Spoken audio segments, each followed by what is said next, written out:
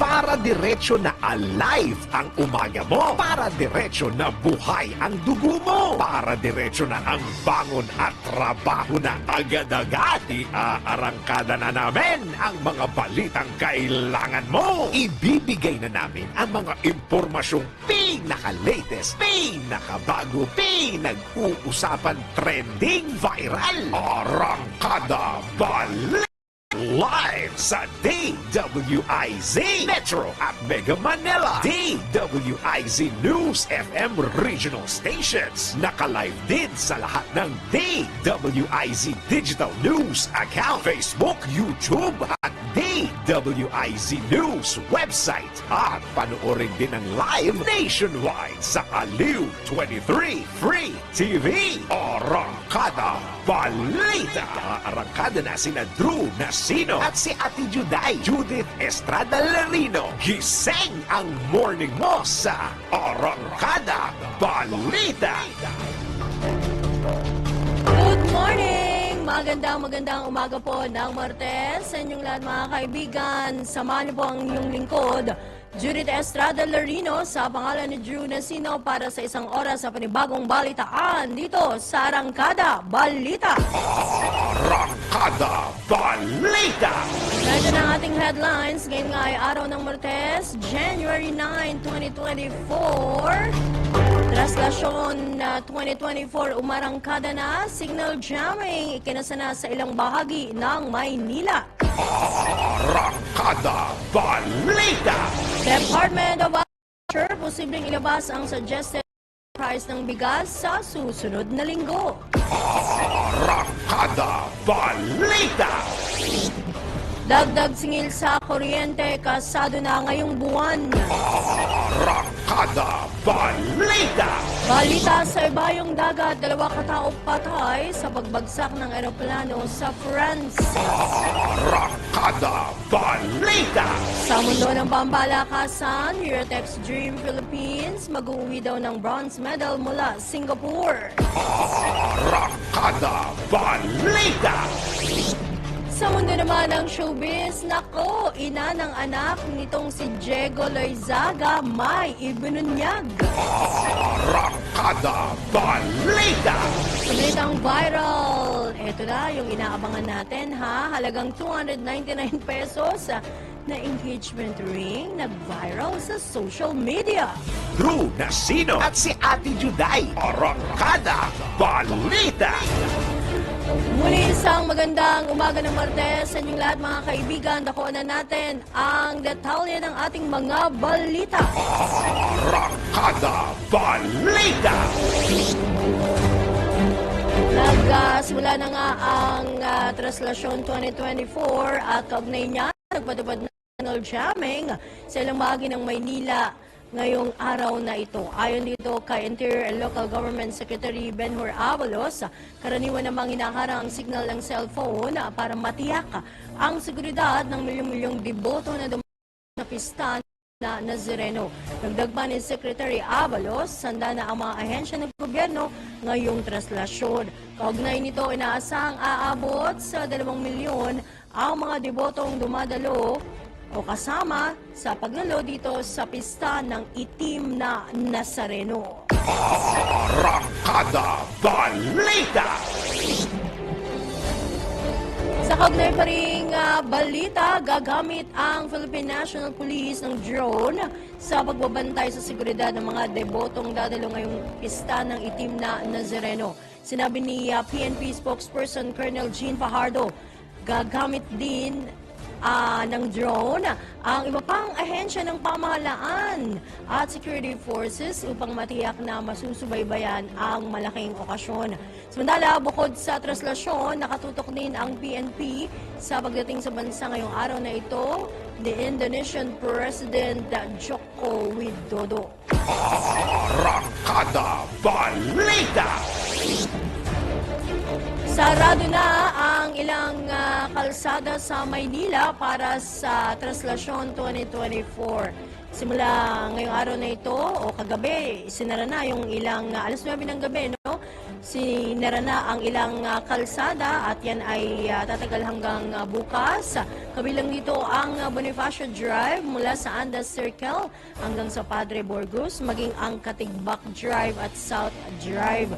Hindi rin maaari pang madaanan ang kahabaan ng Ross Boulevard mula Katigbak hanggang UN Avenue at ang kahabaan ng Padre Burgos mula Ross Boulevard hanggang sa Jones, MacArthur at Quezon Bridges.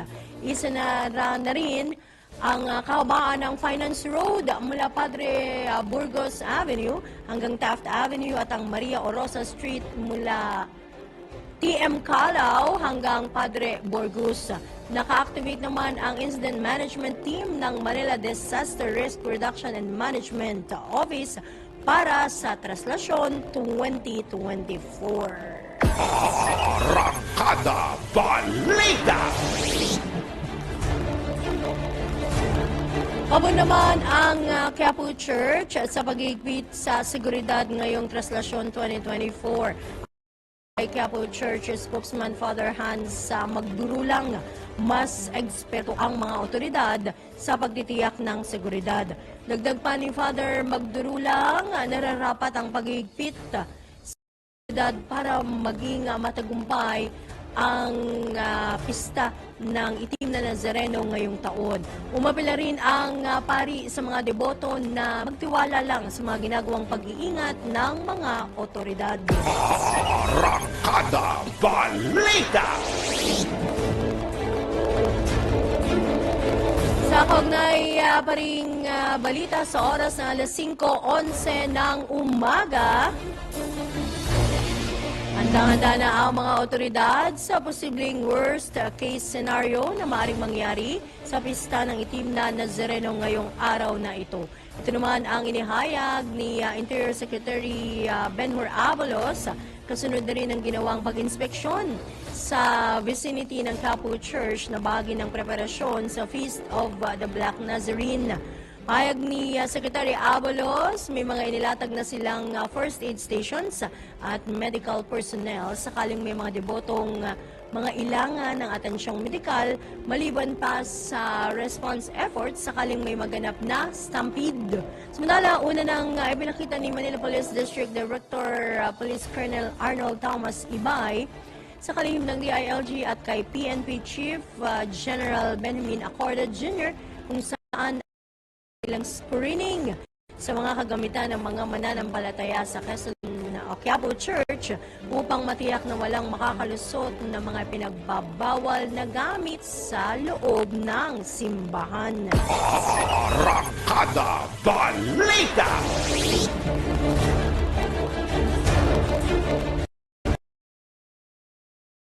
Piska naman ng Office for Transportation Security sa ilang nagsisimba ang mga patalim at bala sa Quiapo Church. Ayon kay OTS Supervisor Apol Anterola, kanilang nakuha mula sa ilang deboto ang 8 kutsilyo at 4 na bala. Para saan naman kaya yan? Dagdag pa ni Supervisor o ni Anterola, kabilang sa kanilang mga nakumpiska ang mga balisong, card knife at baton. Paliwanag ng ilang taong sumubok na ipuslit ang mga naturang pinababawal na kagamitan sa loob ng simbahan, nais nila daw itong mabendisyonan ng Itim na Nazareno. Arangkada Balita!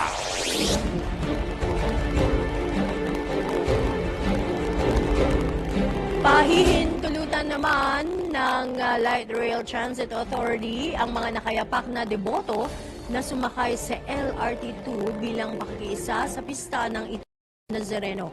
Paliwanag ng LRTA, ang naturang inisyatibo ay bilang pagkilala nila sa kultura at relihiyon at matiyak ang maayos na biyahe ng lahat ng mga pasahero. Mananatili naman ang normal na operasyon ng LRTA2 o LRT2 ngayong araw na ito. Samantala, tinatayang aabot sa 2 milyong deboto ang lalahok sa 2024. Arangkada Balita! 14 4 minuto makalipas ang 5 ng umaga, nagpaabot ng pakikisa si Pangulong Ferdinand Bongbong Marcos Jr. sa milyon-milyong Katoliko sa pagdiriwang ng pista ng Itim na Nazareno. Sa kanyang mensahe, inikayat ni PBBM ang mga Katoliko na tuklasin ang kanilang lakas at bagong kahulugan ng pag-asa at layunin sa buhay. Nilagyan pa ni PBBM na ang pista ng Itim na Nazareno ay isang napakagandaan niyang pagdiriwang ng walang hanggang awa at walang katapusang pagmamahal ng makapangyarihan sa lahat na ibinibigay sa bawat isa. Hinimok naman ng Pangulong Marcos ang mga deboto na tandaan ang kahalagahan ng pagsasakripisyo dahil sa mga ganitong panahon anya, sumasailalim sa pagbabago at spiritual transformation ang lahat. Kasabay nito, hinimok ng Presidente ang mga mananampalataya na palalimin ang kanilang koneksyon sa Diyos at maging instrumento ng kapayapaan, pagkakaisa tabag para sa mga Pilipino at maging sa bansa. Arangkada Balita! Sa kaugnay pa ring balita o sa pista ng Itim na Nazareno, nagi po naman itong si Diocese of Antipolo Bishop Ruperto Santos ang kasaysayan ng Itim na Nazareno. Ayon kay Bishop Santos, noong 1606, dinala ng isang grupo ng misyonaryo mula sa Order of Augustinian Recollects sa Jarandilla, Spain ang ilang imahen kabilang ang Senyor Nazareno. Nakalagak ang mga naturang imahen sa dating St. Nicholas of Tolentine Church sa Intramuros at inilalabas tuwing procession sa Palm Sunday. Nang dumami ang mga deboto ng Senyor Nazareno, gumawa muli ang mga misyonaryo ng replika nito sa Mexico at tinawag itong Nazareno ng mga mahihirap dahil para ito sa lahat, habang ang isa naman ay Nazareno ng mayayaman sapagkat mga matataas na opisyal lang maaaring lumapit at humawak dito. Noong 1787, ipinagutos ni Manila Archbishop Basilio Sancho Rufina na ilipat ang Nazareno ng mahihirap sa St. John the Baptist Church sa Quiapo. Dagdag pa ni Bishop Santos, nasira ang Nazareno ng mayayaman noong ikalawang digmaang pandaigdig sa Battle of Manila, subalit nanatiling ligtas ang Nazareno ng mahihirap sa mga digmaan, lindol at sunog, kaya ikinukonsidera itong milagroso. Arangkada Balita!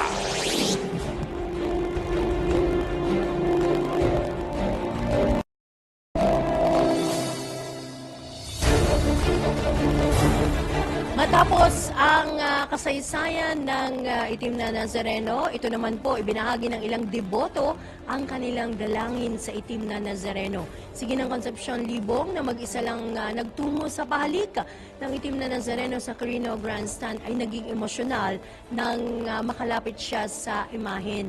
Dalangin ni Ginang Libong maging maganda ang mundo at bigyan pa ng mahabang buhay ang mga deboto ng Itim na Nazareno. Ayon naman, sige ng Susana de Guzman Avila, ikinuwento naman ang paggaling ng kanyang dibdib na mayroong malubang sugat noon matapos siyang lumapit sa Nazareno.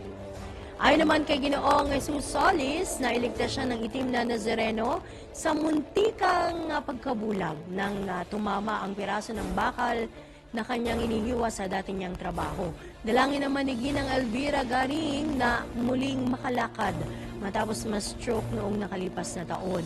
Pangako rin ni Ginang Garing na hanggat nabubuhay siya ay patuloy siyang magiging deboto ng Itim na Nazareno. Arangkada Balita! Namamanata naman ang ilang deboto ng Itim na Nazareno sa pamamagitan ng karidad o pamimigay ng pagkain sa kapwa deboto. Sige ng Rosa Hilario na may-ari ng karinderyang Famous Sotanghon sa Quiapo, naganda ng 1,000 mangkok ng sotanghon para sa mga deboto ngayong traslasyon. Ayon pa kay Ginang Hilario, marami siyang natanggap na biyaya sa pamimigay ng pagkain sa kapwa deboto tuwing traslasyon tulad ng napag-aral niya sa magpaaralan ng kanyang mga anak at nakabili ng bahay at lupa. Galing naman sa 13-month pay ni Ginoong Roman Gomez ang ginastos niya para bilhin ang ipinamimigay niyang rosaryo at panyo ng Nazareno. Kwento ni Ginoong Gomez, 13 taon na niya itong ginagawa bilang panata matapos gumaling ang kanyang anak sa sakit na bronchomonia. Arangkada Balita!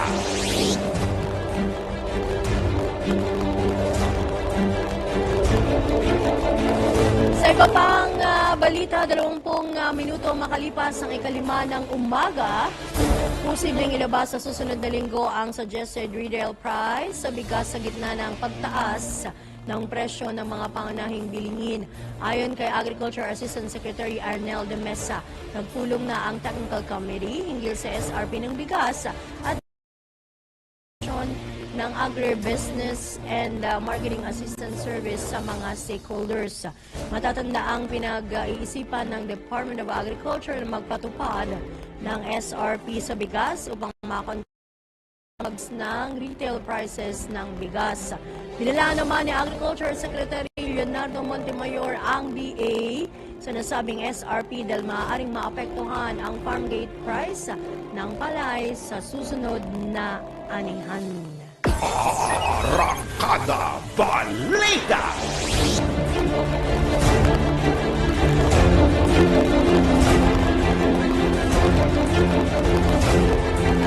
Sa oras na alas 5:21 ng umaga, kuha tayo ng report mula sa ating DWIZ Patrol. Mga balita at impormasyon sa Pista ng Nazareno Traslasyon 2024 DWIZ Coverage Report. Alright, alamin natin ang mga kalsadang dadaanan ng traslasyon na umusad-usad na kaninang pasado alas 4 ng umaga. Alamin natin mula ka Patrol number 5, Aya Yupangko. Kuyang? Muling pinalalanan ng lokal na pamahalaan ng Maynila ang mga deboto ng itim na Nazareno doon sa mga ipinagbabawal sa panahon ng traslasyon. Isa sa pinaka-importanting paalala ni Mayor Hanil Lagunapangan at ng Quiapo Church sa mga deboto yung pagsusuot ng face mask sa prosesyon at ipatupad ang social distancing para sa kanilang kaligtasan laban sa COVID-19. Kabilang sa mga ipinagbabawal sa prosesyon ang pagsampa sa andas ng Black Nazarene. Paalala pa ng mga otoridad na huwag itulak o sumampa sa likuran ng kapwa nila deboto. Hinimok din ang mga deboto na transparent bag ang dalhin sa halip na malalaking bag para sa mabilisang inspeksyon ng mga otoridad. Mahigpit ding ipinagbabawal ang pagtatayo ng camping tent at pagdadala ng alak, armas at iba pang matutulis na bagay gaya ng kutsilyo. Bawal din magdala sa prosesyon ng backpack o bags maliban na lamang kung ito ay transparent. Yung hoodie o sweatshirt, payong, paputok o kahit anumang pyrotechnic devices, sombrero. Huwag kayo magsusuot ng sombrero kahit na kayo'y kalbo. Water tumbler. At higit sa lahat, huwag pumunta sa traslasyon ng nakainom ng alak o sing. Samantala, yung magiging ruta naman ng traslasyon ngayong umagang ito, ngayong araw na ito, ng poong itim na Nazareno, magmula sa Quirino Grandstand ay magtutuloy-tuloy kanan ng Katigbak Drive. Pagkatapos ay kanan ng Padre Burgos. Tuloy-tuloy doon sa may Finance Road at Cocross. Tatawid ng Tat Avenue. Tuloy-tuloy ito ng Ayala Boulevard hanggang lumampas ng Ayala Bridge. Pagkatapos ay kakaliwa ng Carlos Palangka, kakanan ng Quezon Boulevard, kakanan ng Arligue, kakanan ng Fraternal, kanan ng Vergara, kaliwa sa Duque de Alba, at kaliwa sa Castillejos, kaliwa sa Parnesio, kanan ng Arligue, kaliwa ng Nepomuceno, kaliwa ng Concepcion Avila, at kakanan ng Carcer Street, kanan sa Hidalgo, tuloy-tuloy ng Del Carmen, at kaliwa ng tuloy-tuloy Puyat, kaliwa ng JP de Guzman, kanan ng Hidalgo Street, kaliwa ng Quezon Boulevard, kanan ng Carlos Palanca,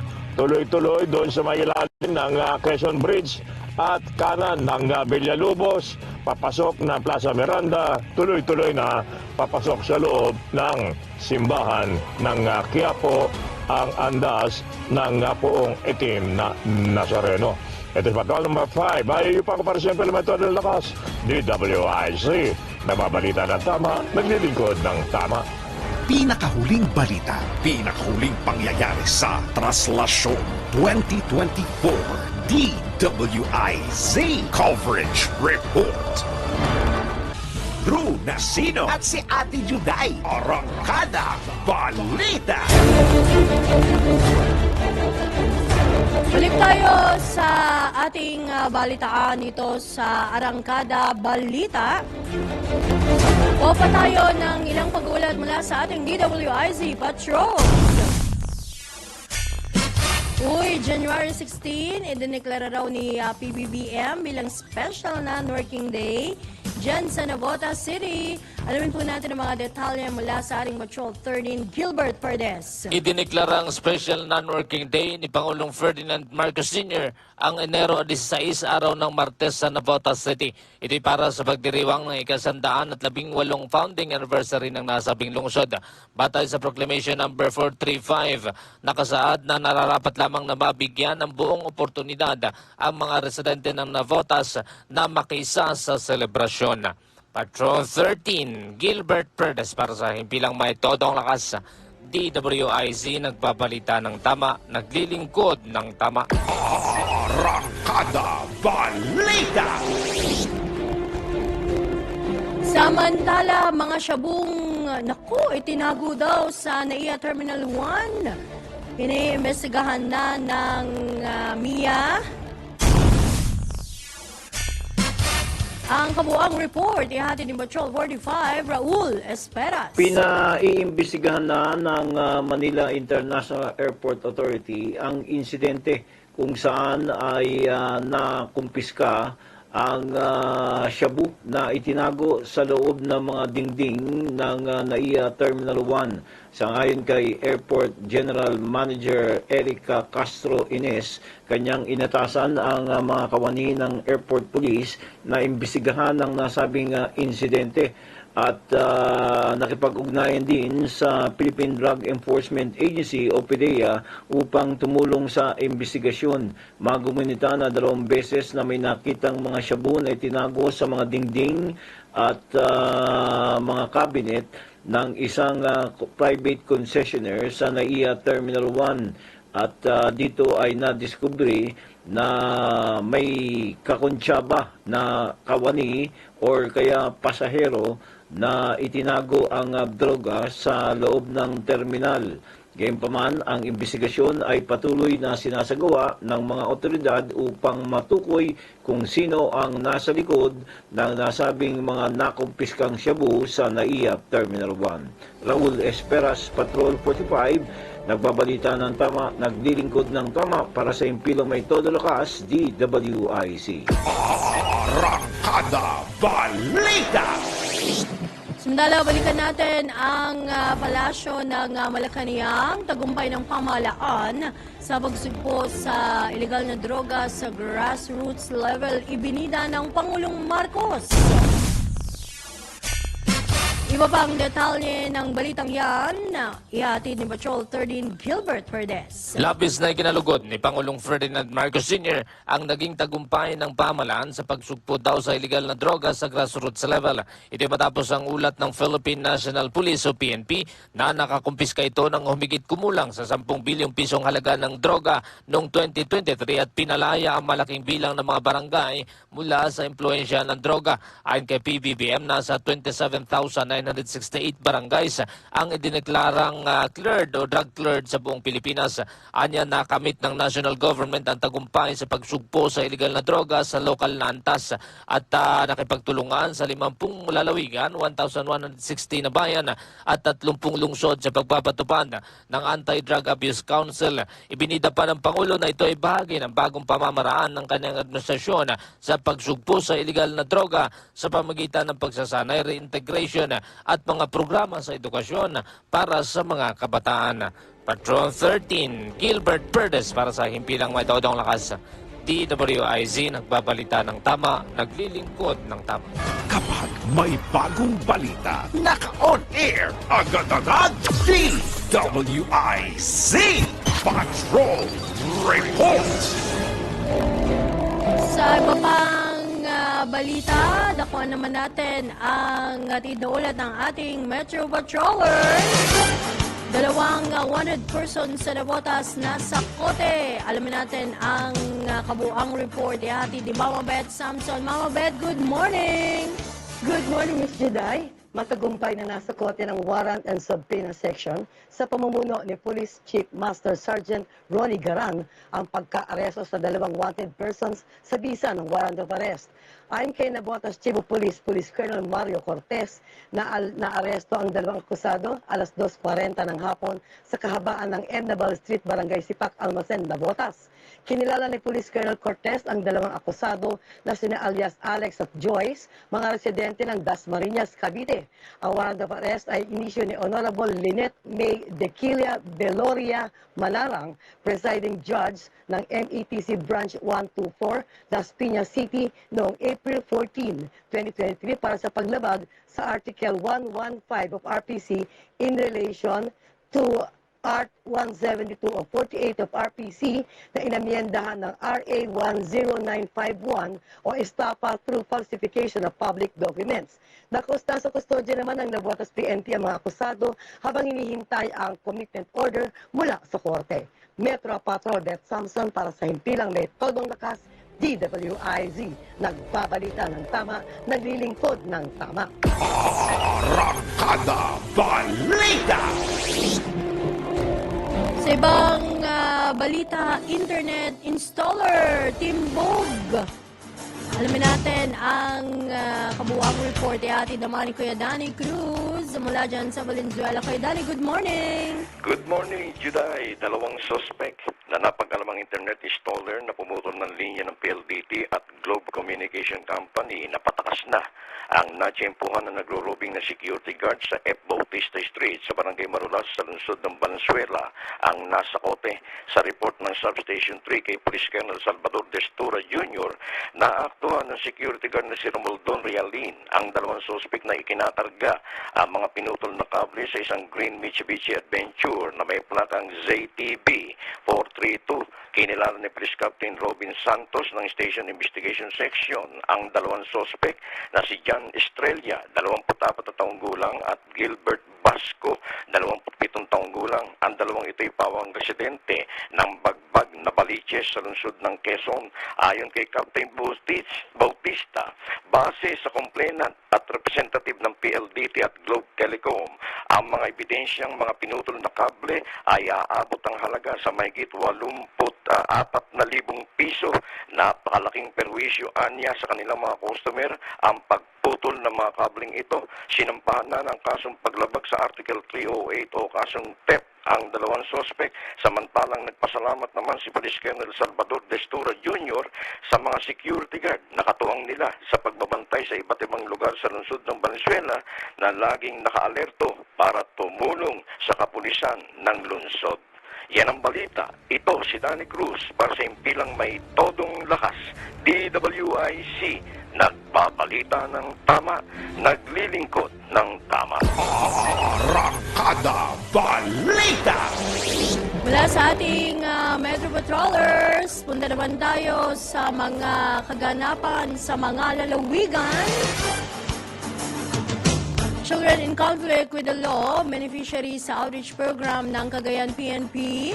Alamin natin ang kabuang report ihatid ni Ronald Idol Domingo. Idol, good morning! Good morning, Ma'am Judith.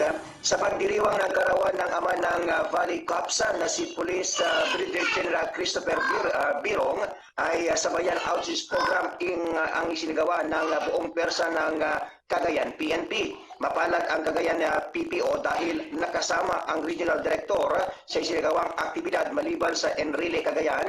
Unang isinagawa sa Cagayan Valley Regional Rehabilitation Center for Youth na matatagpuan sa Barangay Roma Norte, Enrile Cagayan, kung saan 23 mga kabataan na kabilang sa Children in Conflict with the Law ang naabutan ng biyaya. Sila ay nakatanggap ng pagkain, tigli 5 kilo ng bigas, groceries, hamonado at tsinelas. Bukod dito ay may libreng medical check-up din ang Provincial Health Office sa Cagayan PPO sa pangunguna ni Police Lieutenant Chris Tenerife. Kakibat sa aktibidad ang lokal na pamahalaan ng Enrile, ang Department of Social Welfare and Development. Ipinabot ni Police Colonel Julio S. Grospe Jr., Provincial Director, ang mensahe ng General kung saan nagpapasalamat ito sa mga lumahok at pinaunlakan ang kanyang imbitasyon na makasama ang mga ito sa kanyang pagdiriwang ng kanyang kapanganakan. Ganon din ipinaabot rin nito ang taus-pusong pasasalamat sa mga taong nasa lingkod ng tagumpay ng aktibidad. Samantala sa mensahe ng Provincial Director ay pawang inspirasyon ang ipinabot nito. Isipin nyo ang inyong kinabukasan sumunod sa nakakatanda sapagkat sila ang naandyan at gumagabay sa inyo sa kabila ng inyong pinagdadaanan. Magpapasalamat kayo sa kanilang sapagkat itinuturing kayong mga tunay nilang mga anak. Ngayon mag-aral kayong mabuti at mag-focus kayo sa inyong pagbabago. Mapalad pa rin kayo at naranasan ninyo ang mga ganyang suliranin sapagkat alam nyo kung paano ang wastong tugon sa mga suliranin o pagsubok na tulad ng inyong karanasan. Ani nito. Bukod dito, lahat rin ng himpilan ng pulisya ng Cagayan ay nagsagawa ng pare-parehong aktibidad kung saan iba't ibang mga biyaya ang ipinagkaloob sa kanilang maswerteng benepisyaryo. Ito ang Ronda Patrol, Ronald Idol Domingo, nagulat pasimpilang may tulong lakas, DWIC, nagbabalita ng tama, naglilingkod ng tama. Arangkada Balita! Samantala, humakot ng $1 milyong na investments ang Pangulong Ferdinand Bongbong Marcos Jr. sa kanyang mga biyahe abroad. Kasunod na rin ito ng pagmamalaki ng Pangulong Marcos sa lumalakas na ekonomiya ng Pilipinas. Magkano nga ba ang mga naiuwing investments at pledges ng Pangulo mula sa kanyang mga biyahe abroad? Alamin natin sa special report ni Maine Barreto. Mga malalaking balita na deserve na balikan at dapat pag-usapan. Muli nating i-throwback. News Coopers DWIZ Year-End Report. Sa pagpasok pa lamang ng 2023, nagtungo si Pangulong Marcos sa China para sa isang state visit mula January 3 hanggang 6. Isa ito, ayon sa PCO Presidential Communications o PCO, sa pinaka-produktibong official travel ng presidente dahil nakalikom siya ng $22.8 billion na investment pledges at 14 na bilateral na kasunduan ang nilagdaan. I had cordial and fruitful engagements with the President Xi Jinping, Premier Li Keqiang, and National People's Congress Chairman Li Zhanshu. And I have noticed over the years that it is very, very evident to me that I have seen the considerable progress in terms of economic development from the China that I experienced in my earliest visits and the economic powerhouse that it is today. I recognize how China's development has positively impacted our relationship with our Chinese friends, especially considering that the Philippines' ties with China as a close neighbor and important bilateral partner. Sa ikalawang trip naman ni PBBM sa Switzerland noong Enero 15 hanggang 20, ibinida ng Pangulo ang mga magagandang nangyari sa ekonomiya ng Pilipinas sa huling bahagi ng taong 2022 matapos tumaas ang growth projections ng World Bank at Asian Development Bank. Sa ikatlong working visit ni PBBM sa Tokyo, Japan, nitong Pebrero 8 hanggang 12, nasungkit ni Pangulong Marcos ang 13 billion US dollar investment pledges na inaasahang bubuo ng 24,000 trabaho para sa mga Pilipino. Nagbunga naman ang biyahe ni Pangulong Marcos sa kanyang state visit sa Washington, United States noong Abril 30 hanggang Mayo 4 dahil nakapag-uwi ito ng 1.3 US dollar investment pledges matapos ang 5 araw na pagbisita nito. 1.3 billion US dollars in investment pledges that have the potential to create around 6,700 new jobs for Filipinos within the country. When realized, these investments will support our country's economic recovery efforts and further strengthen the foundations of our economic environment. We expect even more investment that will lead to materialize once these companies firm up their plans. Nevertheless, the interest is a welcome sign of their trust and confidence in the Philippines as an investment destination. Dahil sa ilan pang pagbisita, pagdalo at paglahok ni Pangulong Marcos sa iba't ibang mga bansa, muling nakalikom ang presidente ng 285 million US dollar investment pledges mula sa kanyang biyahe sa Kuala Lumpur, Malaysia noong Hulyo 25 hanggang 27. Nitong Setyembre 4 hanggang 7 naman ay umabot sa 22 million US dollar investment pledges ang nasungkit ni Pangulong Marcos matapos siyang makipagpulong sa mga negosyante sa Jakarta, Indonesia. Malugod namang tinanggap ni PBBM ang 11 billion pesos investment pledges ng Singapore-based multinational technology firm na Dyson sa Pilipinas. Malaki ang oportunidad nito sa mga Pilipinong software engineers at iba pang engineer graduates. Matagumpay ding naiuwi ni President Marcos Jr. ang 4.26 billion US dollar investment pledge mula sa ASEAN Gulf Economic Summit sa Saudi Arabia noong Setyembre 13 hanggang 17.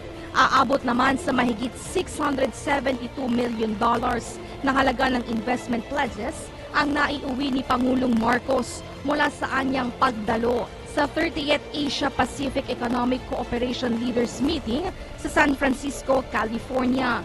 Sa kabuuan, aabot sa 1.4 trillion pesos ang aprobadong pamumuhunan mula nang magsimula ang Administrasyong Marcos. Para sa News Scoopers DWIZ Year-End Report, Maine Barreto nagbabalita ng tama, naglilingkod ng tama. This special is presented by Pagcor. Also brought to you by PhilHealth, PCSO, hindi umuurong sa pagtulong, at Herbalaya. Herbalaya, amoy nakaaya-aya, sa bawat pahit ay ginhawa. Arangkada Balita! Samantala, isang flash report. DWIZ Flash Report! Niyanig po ng magnitude 7.1 na lindol ang Sarangani Island sa Davao Occidental. Naramdaman ang nasabing pagyanig bandang alas 4:48 ngayong umaga at ito ay may lalim na 76 kilometers. Naitala naman ng PVOX ang intensity 4 sa Malungon, Alabel at Kiamba sa Sarangani. Tiniyak ng PVOX na walang banta ng tsunami sa bansa. Drew Nasino at si Ate Juday. Arangkada Balita! Balik tayo sa ating balitaan dito sa Arangkada Balita ngayong araw ng Martes, January 9, 2024. Magkakaroon ng minimal o bagang magtaas sa singil sa kuryente ngayong buwan. Ito ay ayon kay Meralco spokesman Joe Zaldarriaga ay dahil sa pagsirit ng presyo ng kuryente sa spot market. Maliwanag pa ni spokesman ni Zaldarriaga, 20% ng kanilang supply para sa buwan ng Disyembre ay mula sa spot market. Samantala, inaasahang i-anunsyo ng Meralco ang final rate adjustment bukas sa January 10. Arangkada Balita! Ikinasa naman na ng mga kumpanya ng langis ang unang price increase sa kanilang mga produkto ngayong 2024. Bunsod naman ito ng ipinatong na premium at mas mataas na shipping cost ng mga oil company upang maiwasan ang tensyon sa Red Sea. Alas 12:01 ng hating gabi nang ipatupad ng Caltex ang dagdag na 10 sentimo sa kada litro ng diesel, gasolina at kerosene o gas. Epektibo naman ngayong alas 6 ng umaga ang kalintulad na price adjustment ng mga kumpanyang Shell at Sea Oil, habang mamayang alas 4 ng hapon ipapatupad ng clean fuel maliban lamang o ang price increase maliban lamang sa kerosene. Arangkada Balita! Balikan natin ang iba pang mga kaganapan sa mga lalawigan. Ang DOST nag-donate daw ng audiovisual equipment sa mga paaralan ng mga katutubo dyan sa lalawigan ng Aurora. Ang mga detalye ng ating correspondent na si Johnny Goligoy. Johnny, good morning! Yes, Juday, magandang umaga. Tumanggap nga ng audio-visual equipment itong mga paaralan ng mga katutubong agta dito sa bayan ng kasiguran sa Aurora, kaugnay nga sa nilagdaang Memorandum of Agreement sa pagitan nitong Department of Science and Technology o DOST at lokal na pamahalaan. Ang nasabing mga equipment ay kinabibilangan ng isang 40 inches full high definition LED TV, router at all-in-one micro server desktop na may learning management system, audio visual and interactive materials, simulation tools for math and science. Nagkakahalaga ito ng 425,000 o 425,600 pesos. Itong mga nasabing equipment para dito sa sentro paaralan ng mga agta mula sa bayan ng Puso at San Ildefonso dito sa nasabing bayan. Sa pamagitan ng nasabing mga educational equipment ay mahahasa ang kaalaman at kakayahan nitong mga mag-aaral na katutubo sa lugar sa mga makabagong teknolohiya at mga aralin sa pamagitan ng naturang mga equipments. Maging ang kanilang mga guro ay malaki ang may tutulong nito para sa kanilang lesson plan at educational learning. Napaloob sa nasabing kasunduan ang pagkakaloob ng nasabing mga EV equipments ng DOST para sa 64 ng mga paralan dito sa probinsya at 43 na rin nilang napagkalooban ng naturang mga equipment. Samantala, ang natitirang paralan ay nakatakda na nilang bibigyan sa daling panahon. Inuna ng proyektong ito yung mga paralan ng mga katutubong agta sa iba't ibang bayan sa nasabing lalawigan na partikular na itong mga nasa liblib na lugar. Mula dito sa Gitnang Luzon, ito si Central Luzon Patrol, Johnny Goli para sa Impila Metodo Lakas DWIC. Nagbabalita ng tama, naglilingkod ng tama. Arangkada Balita! Sa ibang balita ay giniit ni Pangulong Ferdinand Bongbong Marcos Jr. na committed ang gobyerno sa paninigurong hindi na mangyayari muli ang malawakang blackout sa Panay Island. Pahayag ni PBBM, reresolbahin ng pamahalaan ang sitwasyon at titiyakang hindi na masusundan muli ang island-wide blackout. Sinasabing nakarating na rin sa kabatiran ng Pangulo na hindi ito ang unang pagkakataon na binalot ng dilim ang buong isla. Nabatid na ito ang ikalawang pagkakataong dumaan sa mahabang power interruption ang Panay Island at nangyari ito nang wala pang isang matapos ang unang insidente ng malawakang power outage. Dahil dito nagbigay ng commitment si PBBM na hindi na mangyayari ang nasabing insidente na nagbigay ng abala hindi lamang sa mga residente kundi maging sa maraming negosyo. Arangkada Balita! Nakuha naman natin ang Calabar Zone. Alamin po natin ang pinakauling kaganapan doon sa pamamagitan ng ating correspondent na si Arman Cambay. Kuya Arman, good morning! Good morning, Ate Juday. Personal na inihandog at binuksan kahapon ni Senator Francis Tolentino ang pinakabago at pinakamalaking senior citizen building sa Barangay Dita, Santa Rosa City, Laguna. Katuwang ni Senator Francis Tolentino si Santa Rosa City Mayor Arlene Arcillas at Dita Barangay Chairman Toti De La Rosa. Pinasalamatan naman ni Mayor Arcillas si Tolentino sa pagbibigay niya ng gusali sa mga senior citizen na kanyang mga kababayan. Sa kanya mensahe naman, sinabi ni Tolentino na mahal niya ang lahat ng senior citizen sa buong bansa at magpapanukala umano siya ng isang batas na 150,000 ang matatanggap ng mga senior citizen na aabot sa 100 taon. Sa naturang okasyon, inanyahan naman ni Tolentino ang mga Lagunenyo na makinig sa kanyang radio program sa DWIZ na magsisimula sa buwan ng Pebrero tuwing ika-6 ng umaga.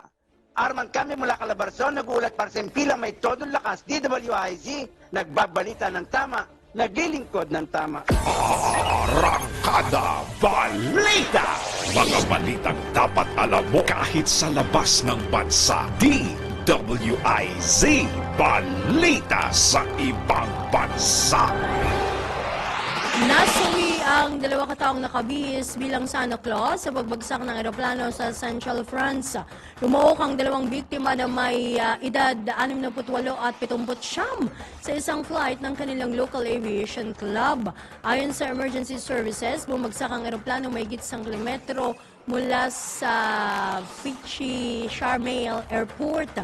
Sinabi ng isang miyembro ng nasabing club na lubang naapektuhan ng mga bata na may edad 5 hanggang 13 na naghihintay sa 2 Santa Claus. Inaalam pa ang dahilan ng nasabing aksidente. Arangkada Balita! Sa mundo ng palakasan, ang latest malalaman sa DWIZ Sports News. Sumunggit naman ng bronze medal ang Eurotex Dream Philippine 3x3 team sa international tournament sa Bukit Ranjang o Panjang Plaza sa Singapore. Nakapasok ang Pinay basketball team na Eurotex Dream sa 2nd pwesto sa naganap na jump shot 3x3. Kabilang sa kapunan sina Kay Pinggol, Sam Harada, Mika Cacho at Enrique Chan. Isang magandang panimula naman ito sa women's basketball team ngayong taon dahil mula sa 10 koponan, nakasampa sa mga 3 pwesto ang nasabing koponan. Samantala paghahanda naman ito ng koponan para sa Manila Hospital 3x3 Season 2 ngayong February 3 to 4, 24 sa SM Mall of Asia Music Hall. Arangkada Balita! Ito na ang latest, bagong-bago, fresh na fresh. DWIZ Showbiz News. Uy, binunyag ni Alexis Suwapenko, isang yoga teacher at model na siyang ina ng anak ni Diego Loizaga na si Hailey. Siniwalat ni Alexis sa social media na pinalaya siya at kanilang baby ni Diego sa bahay nito upang makabisita ang kanyang bagong girlfriend na si Cecil Mendoza. Napakagwapo ng feeling itong Diego na to. Uy, hindi. Diego na ano yun? Pambansang ano ba yun? Pambansang bading. Pambansang nguso. O, makikita rin sa Instagram. Hindi yun naman ang tawag sa kanya eh. O, eto na. Makikita rin sa Instagram story ni Alexis ang Instagram account. Aba, tinagpa ng sinasabing bagong nobya ni Diego. Sino ba tatay nito si Diego? May sasabihin pa ba tayo? Alright, eto naman, habol natin sa ating viral news. Naku, binatikos po ng mga netizens ang isang post ng hindi nagpakilalang sender na maglabas ng saloobin at humingi ng advice matapos mag-propose ang kanyang long friend. Nag-propose naman na pala na panghanap mo. Post! Ganito lang, baka baba yung halaga ko sa kanya na hindi man lang niya pinag-ipunang ipambili ng ring. Magkamanguna. Or hindi ko ba dapat i-big deal? Am I too immature to feel this way? Buti ka nga may 299. Ako nun wala. Kwento ng sender, hindi, bumibili na yung asawa ko ngayon eh. Nag-propose ang kanyang 8 taong karelasyon, 8 years naman na pala. Ngunit ang pag-alaman nito ng engagement ring ay nagkakahalaga lamang ng 299 pesos. Hindi pa ineksaktong 300. Ayan ha. At mabibili raw sa online shopping app. O bukas, baka meron kayong kasama daw delivery. Magkano? 350 na, ganon. 49 yata ang minimum delivery. Nag-usapan pa eh. O yan, bukas ha. Uy, nais nating pasalamatan ng MMDA Metro Base Technical Team. Maraming salamat po sa inyo.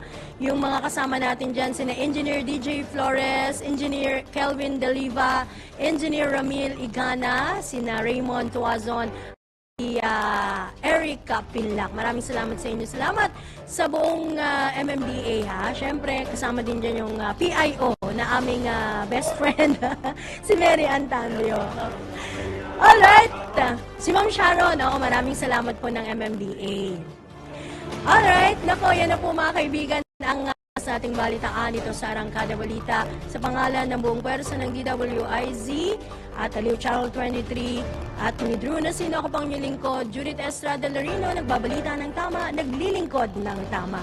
Para diretsyo na alive ang umaga mo. Para diretsyo na buhay ang dugo mo. Para diretsyo na ang bangon at trabaho na agad-agad. Iarangkada na namin ang mga balitang kailangan mo.